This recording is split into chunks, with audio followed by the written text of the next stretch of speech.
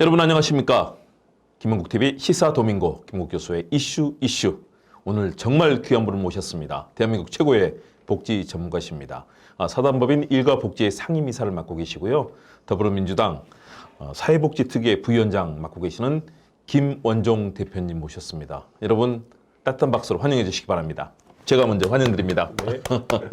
네, 대표님 반갑습니다. 네, 반갑습니다. 네, 그동안 안녕하십니까? 제가 알아왔던 대한민국의 복지 전문가 중에서 최고로 꼽을 수 있는 행정 분야도 잘하시고요. 또 사회 민간 분야 잘하시고 또 정치 분야 잘하시기 때문에 오늘 시사 도민고 김은국 TV에서 함께 모신 정말 귀중한 분입니다. 여러분 오늘 이 시간 통해서 대한민국 그리고 전 세계 복지 상황들 또 어떤 정책이 좋은지 한번 파악해 보시기 바랍니다. 자, 먼저 대표님, 지금 전 세계가 요동입니다. 사회적 양극화, 경제적 양극화 너무 심하고요. 복지 문제도 정말 중요합니다. 최근에 한국 사회 복지 분야 점검한다면은 그리고 또 평가해 주신다면 어떻게 하실까요? 네, 시사도민고 김은국 프로에 초청해 주셔서 대단히 감사합니다. 평상시에 애청자입니다. 최근에 대한민국 정치, 복지도 요동을 치고 있는데 우리나라가 전반적으로 나아갈 방향을 잃어버린 그런 느낌입니다. 현재의 세대보다 미래 세대가 더 나아질 것이다라고 하는 그런 확신이 없는 것 같습니다. 우리나라 같은 대통령 제도는 사실 대통령이 무한 책임을 지고 모든 책임이 대통령에게 귀결되기 마련입니다. 사회적 갈등도 극심한데 지도자가 사회 통합을 위해서 노력하는 것보다 사회적 갈등의 그런 소지를 제기해서는 곤란하다 이렇게 생각을 합니다. 대통령제에서 대통령의 책임이 더 크다 이런 말씀을 드리겠습니다. 네, 역시 귀한 말씀입니다. 방향을 잃어버린 복지 정책 그리고 대한민국이라는 평가를 해주셨는데요. 그만큼 어려운 시대인 것 같습니다. 우리 김원종 대표님에 대해서 우리 알아봐야죠. 보건복지부 행정고시를 통해서 복지부에서 고위 관료로서 활동하셨고요. OECD라든가 국제기구에서도 활동을 하셨습니다. 그리고 실제 NGO로서도 활동을 하고 계신데요. 일단 그런 전문가로서 또 정치인으로서 우리 김원종 대표님 자기소개 좀 부탁드립니다. 예, 부끄럽습니다. 저는 서울대학교 사회복지학과를 졸업했고요. 그리고 사회복지가 생겨난 대학, 뉴욕의 컬럼비아 대학교에서 사회행정학 석사를 마쳤고 또 연세대학교에서 보건학 박사를 취득했습니다. 그래서 보건 분야와 복지 분야의 이론적 그런 학문 습득의 기회를 가진 바가 있고요. 23살에 행정고시 31회로 전국에 들어와서 평생을 보건복지부 청와대에서 실용적 사회개혁가로서 일을 했습니다. 그래서 단순히 공무원으로서 집행자에 머문 것이 아니고 새로운 정책을 만들고 기획하고 실행하는데 저의 모자란 전문성이나마 써왔다 이렇게 소개를 드립니다. 우리가 전문가와 아마추어의 차이를 보자면 바둑을 보시면 알 수 있습니다. 바둑을 이기려면 바둑에서 가장 중요한 것이 수순입니다. 수순. 정책도 최종 결과가 아웃풋이나 아웃컴인데 그게 잘 나오려면 과정과 순서가 잘 배열이 되어야 합니다. 그것이 아마추어와 프로의 차이다 이렇게 생각을 하고요. 많은 분들이 대의나 이런 걸 내세워서 과정을 다소 이제 간과하면서 추진하는 과정에서 실제로는 최종 결과에 이르지 못하고 중간에 갈등만 조정하는 그러한 경우가 많이 있었습니다. 그래서 앞으로 사회정책도 아마추어보다는 전문가들이 정치 영역에서 좀 많이 활동하는 것이 좋겠다 이런 생각을 하고 정치에 뛰어들게 되었습니다. 네, 김원종 대표님 말씀하시니까 든든해집니다. 실용적 사회 개혁가다. 그리고 정책에 있어서는 역시 순서 그리고 과정에 대해서 충실하면서 그 결과를 이끌어내는 것이 필요하다는 얘기해 주셨는데요. 참 귀에 쏙쏙 들어오는 귀중한 말씀이네요. 어렸을 때부터 천재라고 제가 들었습니다. 그래서 시골에서 자랐지만 서울대를 갔고 또 콜롬비아대 오바마 대통령이 콜롬비아대 로스쿨 나왔죠. 정말 세계적인 명문 대학인데요. 여기서 실력을 갈고 닦았습니다. 어린 시절, 학창 시절 얘기도 조금 해주시죠. 네, 그 어머니의 극진한 그 사랑을 받으면서 별로 근거도 없이 항상 제가 잘 될 거라고 하는 낙관적인 그러한 긍정적인 소년으로 성장했던 것이 큰 그 즐거움이었다 생각하고요. 저는 이제 베이비 부머 세대이기 때문에 과밀한 환경 속에서 학교 생활이나 또 직장 생활 이렇게 이런 걸 했던 것 같습니다. 그래서 경쟁도 심했고 많았지만 또 많은 그런 친구들 속에서 같이 지내면서 서로 협동하고 또 긍정적으로 경쟁하는 그러한 그 룰을 많이 배운 것 같고요. 특히 그 많은 그 동료들, 친구들이 각 분야에서 훌륭하게 활동을 해왔던 관계로 많은 분야의 네트워킹도 구축할 수 있었고 또 많은 분야의 지식도 상대적으로 쉽게 습득할 수 있었던 그런 행운의 세대였던 걸로 저는 기억을 합니다. 다만 이런 그 제너레이션 파워가 있던 그런 그룹에서 성장했던 사람으로서 그 후손의 세대가 상대적으로 세대의 힘이 약해질 수 있다는 그런 우려도 하면서 앞으로 남은 그런 그 생은 우리 후대의 삶이 더 희망을 가질 수 있게 그래서 미력이나마 도와주고 조력하는 것 이것이 우리 세대들이 해야 될 일이다 이렇게 생각을 하고 있습니다. 야, 어머니의 극진한 사랑도 받으셨고 또 근거 없는 낙관론이라고 했지만 결국은 그런 낙관론이 지금의 김원종 대표님의 좋은 복지 정책의 틀들을 만들어 주셨습니다. 굉장히 좋은 그런 성장 과정을 겪으신 것 같고요. 일단 대한민국을 대표하는 복지 분야 공무원이 되셨는데 그 공무원 시절 짧게 좀 얘기해 주시죠. 네, 제가 공무원이 되고자 했던 것은 저희는 이제 어렸을 때 집들이 풍족하지 못했기 때문에 더 추가로 공부를 하고 싶었던 여건이 되지 못했었습니다. 그래서 당시에 이제 공무원이 되면 해외 유학 과정을 보내주는 그런 프로그램이 있다는 것을 알고 공무원으로서 일도 하면서 또 공부도 할 수 있는 기회를 갖기 위해서 그래서 공무원을 희망했던 걸로 같습니다.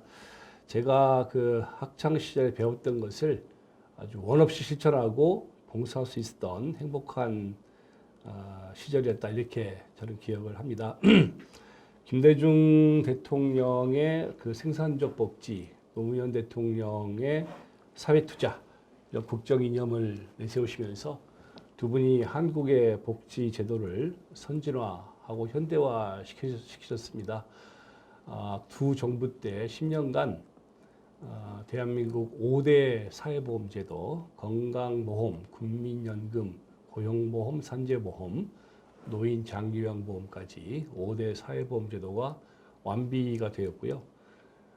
국민기초생활보장제도가 새로 도입이 되어서 모든 국민이 우리나라 사람이면 최소한의 인간다운 생활을 보장할 수 있는 권리를 갖게 되었고 또 사회 서비스가 도입이 되면서 그야말로 우리나라가 복지가 현대화되는 그러한 진보 정권 10년이었다 이렇게 생각을 하고요.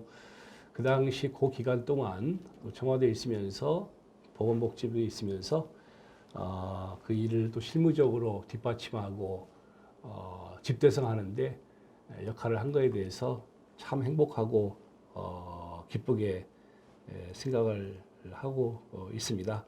아마 우리 시대에 누렸던 큰 행복 중에 하나가 아닌가 이렇게 생각을 합니다. 다만 우리나라 사회출 수준이 아직 OECD의 절반 정도에 불과하고 또 노인 빈곤율이 OECD에서 가장 높고 서민 중산층의 사회 참여, 자아 실현 이런 사회적 권리를 누리기 위해서는 아직도 갈 길이 멀다 이렇게 생각을 하고요.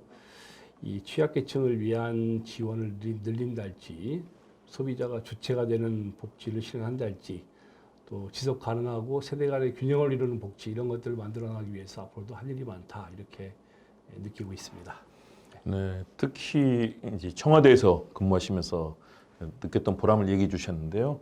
그때 여러 가지 김대중 대통령도 뵙고 또 노무현 대통령도 뵀을 텐데 그때 의학분업도 있었고 정말 뭐 엄청난 일들이 있었지 않습니까? 네. 짧게 그 청와대 시절 좀 회고해 주신다면요. 2000년이 우리나라 복지에 정말 이 분수령이 되는 그러한 시기였고요. 김대중 대통령님께서 그 당시에 뭐 울산인가 무슨 행사가 있었는데 그 행사장에 가셔가지고 국민 기본생활보장법 이렇게 직접 이 원칙을 천명해 주신 것을 들으면서 참 기뻤던 그런 기억이 납니다. 그래서 그 전에는 이제 생활보호법이라고 해서 주로 이제 일할 능력이 없으신 분들에 대해서만 국가가 지원하는 그런 제도가 있었는데 그걸 극복하고 일할 능력이 있건 없건 대한민국 국민이라면 최소한의 인간다운 생활을 할 권리를 가진다고 해서 헌법상의 기본권을 실질적으로 보장하는 그런 제도가 시행이 되었습니다. 또 이 건강보험이 통합이 되었고요. 그리고 참 의학분업이 실시가 되면서 당시 사회적 갈등이 심했었는데 지금 돌이켜 생각하면 의학분업이 됨으로 해서 이 의사의 처방과 약사의 조제라고 하는 각 직능 간의 이 영역이 확실하게 구분이 되고 소비자가 거기에 대해서 일부 그 상호 견제와 균형이 이루어지는 그런 제도가 도입된 그런 해였습니다. 하여튼 이 10년간 그 전에 없던 제도들이 근본적으로 새로 도입이 되었기 때문에 개인적으로는 매우 좀 바빴고 힘들었던 기억이 나고요. 그 당시에 이제 청와대에서 삶의 질 향상 기획단이라고 하는 걸 만들어서 이 작업을 총괄을 했는데 제가 제 기억에 이제 하도 바쁘니까 크리스마스 때 아침에 새벽에 출근을 했던 기억이 있어요. 네, 크리스마스 때. 크리스마스 때 출근을 네. 했는데 출근을 하면서 급해서 일찍 나갔더니 제 옆에 팀들은 그 전날 크리스마스 이브 때 밤을 새고 아침에 새벽에 나오는 거예요. 그래서 저는 들어가고 그 팀은 나오고 서로 만나서 아니 이 크리스마스 때 왜 집에 안 있고 서로 나왔느냐고 웃었던 그런 기억이 있습니다. 그래서 몸은 참 힘들었지만 참 보람이 있고 지금 생각하면 우리나라가 어느새 선진국이 된 것 같다는 느낌을 가진 게 그 당시에 뿌리는 시들이 많이 보탬이 된 걸로 저는 그렇게 기여를 하고 있습니다. 네. 너무나 감사한 일입니다. 국민들에게 크리스마스 선물을 주기 위해서 밤샘 철야 근무를 하고 그랬던 이런 훌륭한 공무원들, 공직자들과 또 두 대통령의 그런 열정이 있었기 때문에 가능했던 시기라고 생각 들고요. 요즘은 뭐 대통령이 정시에 퇴근해서 수해가 나더라도 집에 귀가하고 뭐 그런 상황들. 그다음에 잼버리 대회 가서도 자기 행사 참여하고 휴가 가버리고 그 사고 온열 사고 나는데 공직자의 자세가 많이 달라진 것 같아요. 그 10년의 정부 동안 아무튼 한반도 평화, 자유시장 경제, 생산적 복지 이르기까지 정말 국민들의 삶을 높이기 위한 철저한 준비를 했던 것 같고요. 밤낮이 없었던 것 같고요. 그 이후로 복지 정책의 측면에서 보면 그런 진보 정권 이후에 이명박 정부가 들어오고 박근혜 정부가 들어오면서 새로운 복지 정책을 도입한 것은 제 기억에는 그렇게 많지 않습니다. 조금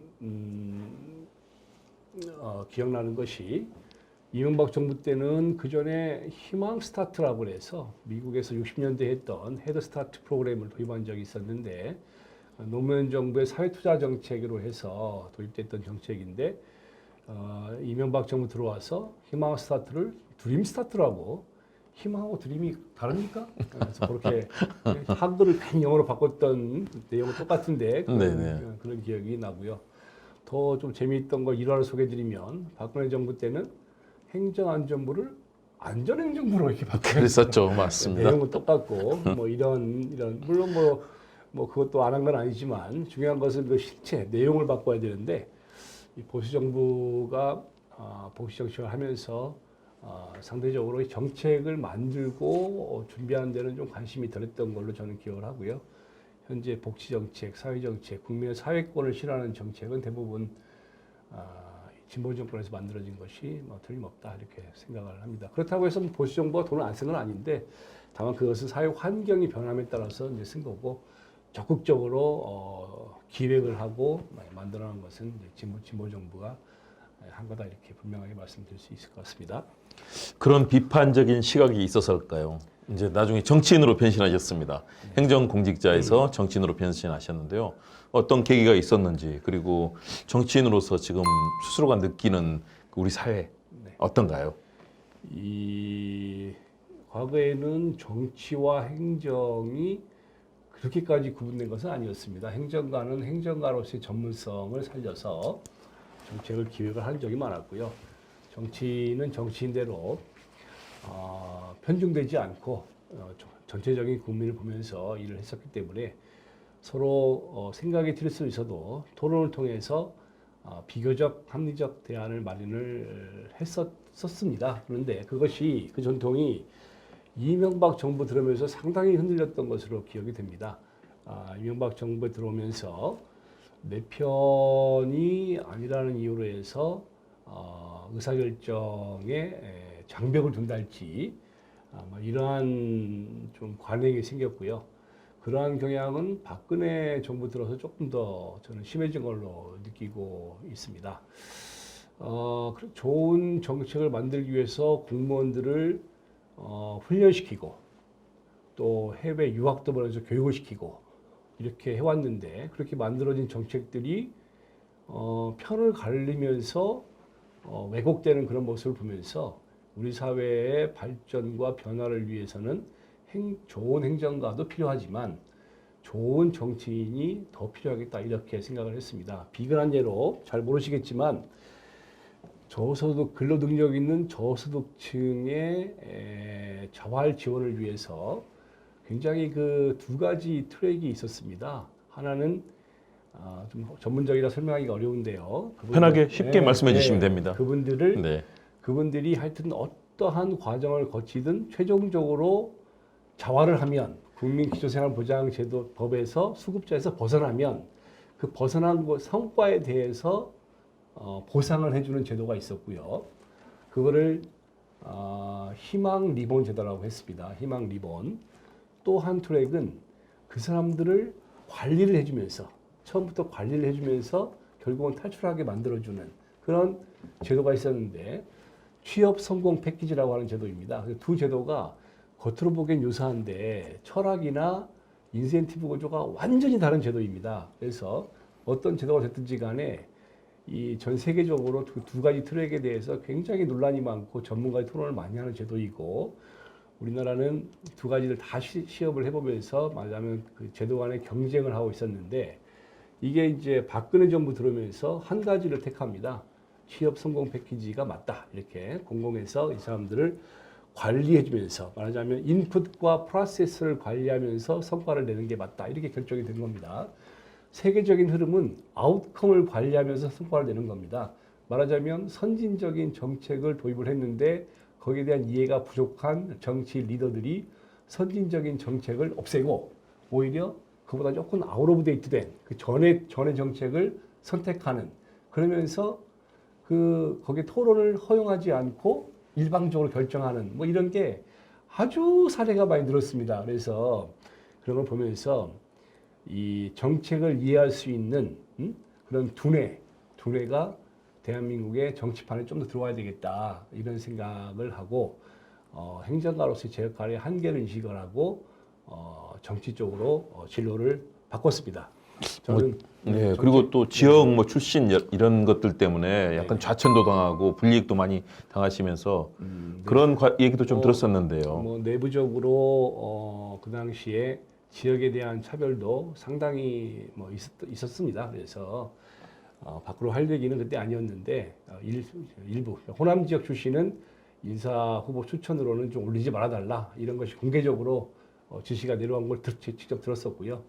또 호남 쪽에 대해서는 굉장히 능력에 관계없이 지난 정부 전 정부에서 일종의 이념적으로 좀 좌파 이런 식으로 몰아붙이는 그런 분위기도 꽤 있었고 해서 능력을 발휘할 수 있는 기회가 아니라 사람을 진영을 가르는 그런 분위기가 너무 횡행해서 이거는 옳지 않겠다 이렇게 생각을 한 것이 또 제 진로를 결정하는 그런 하나의 계기가 되었었습니다. 네, 워낙 신중하게 말씀하셔서 그런데요. 그런 지역 차별, 또 능력에 대한 차별, 또 사람에 대한 여러 가지 그런 철학과 가치를 따지면서 실력 있는 사람보다는 내 편만 등용하는 그런 분위기가 이렇게 잘못된 정치를 만들었습니다. 당연히 바뀌어야 될 것이고요. 네. 자, 그런 속에서 우리 김원종 대표님이 추구하는 복지 정책과 정치는 어떤 것일까요? 네네.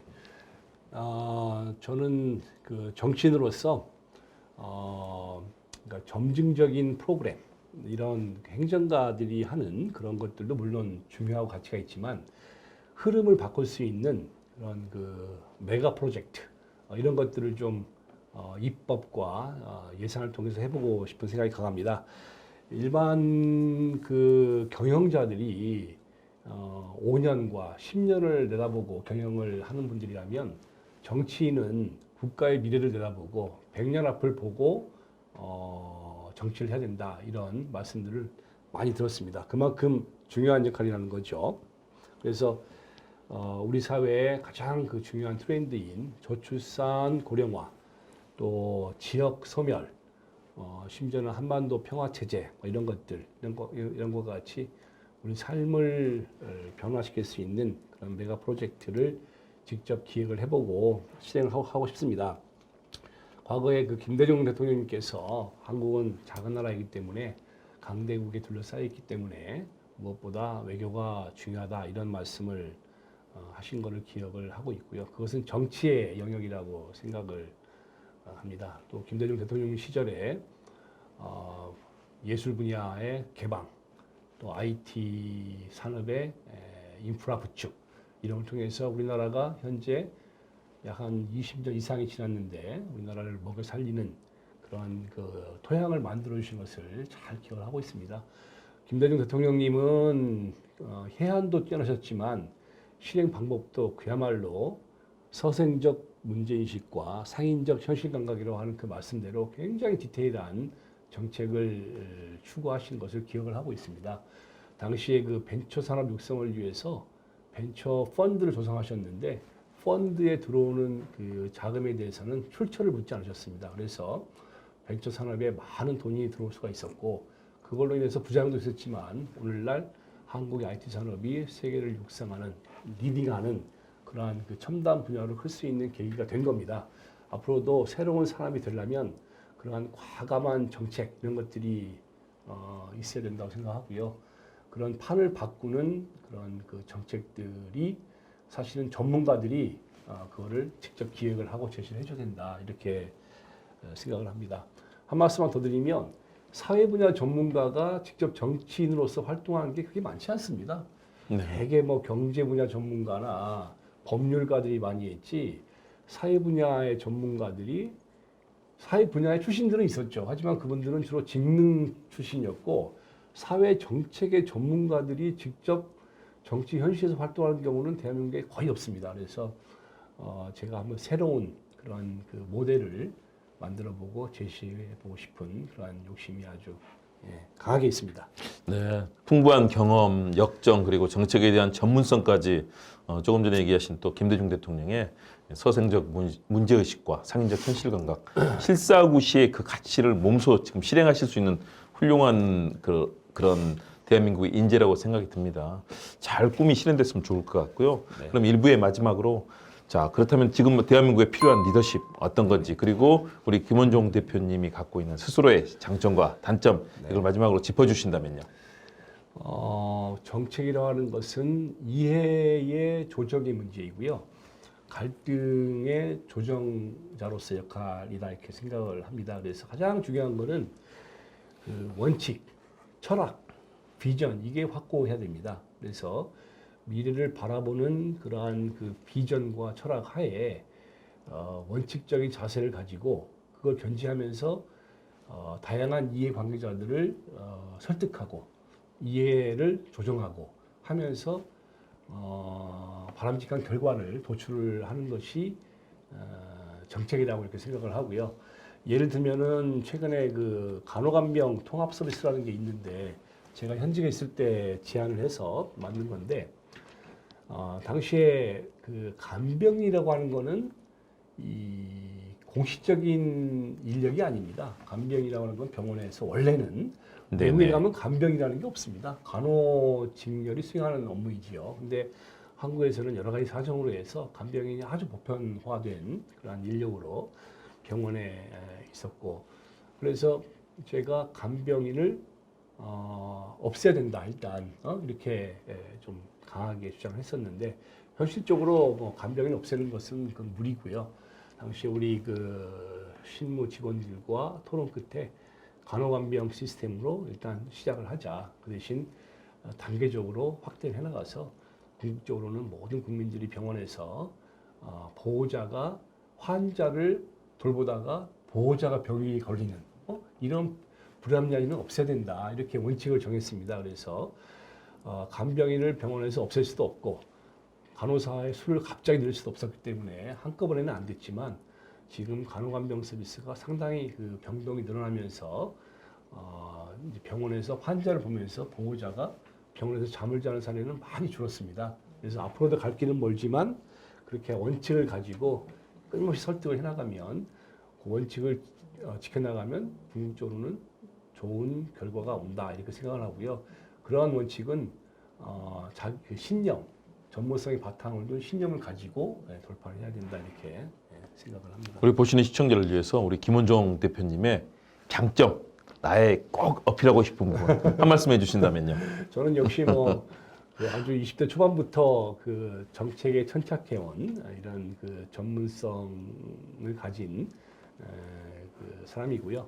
특히 그 이 사회 정책이라고 하는 것이 많은 분들이 굉장히 그 전문적이지 않은 분야다 이렇게 생각할 수 있습니다. 하지만 사회 정책이 대단히 전문적입니다.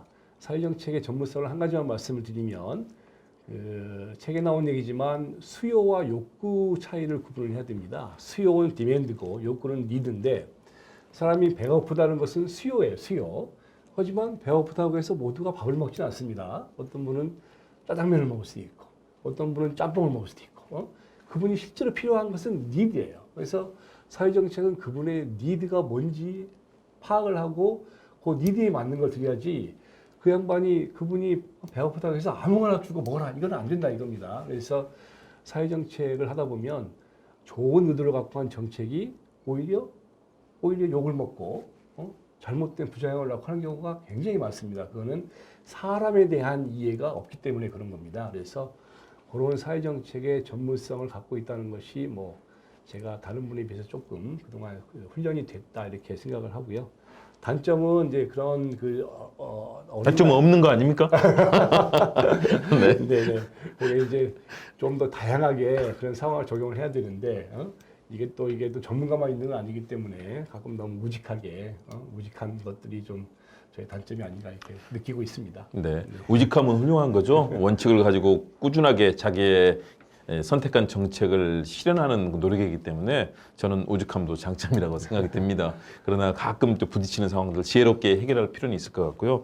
말씀드리면서 간호간병 통합 서비스 바로 이 머리에서 나왔구나, 상당한 감동을 받습니다. 제가 오래 알아왔지만 이런 좋은 정책을 가지고 국민들을 위해서 해주시는 거, 정치도 마찬가지입니다. 이 정책도 그렇지만 정치도 국민의 필요성을 정치가 미리 알고 풀어야 되는데 지금의 정치는 그 역할을 못하고 있는 거죠. 오늘 김원종 대표님과의 대화에서 많은 것들을 배웠습니다. 1부 마치겠습니다. 여러분 감사합니다.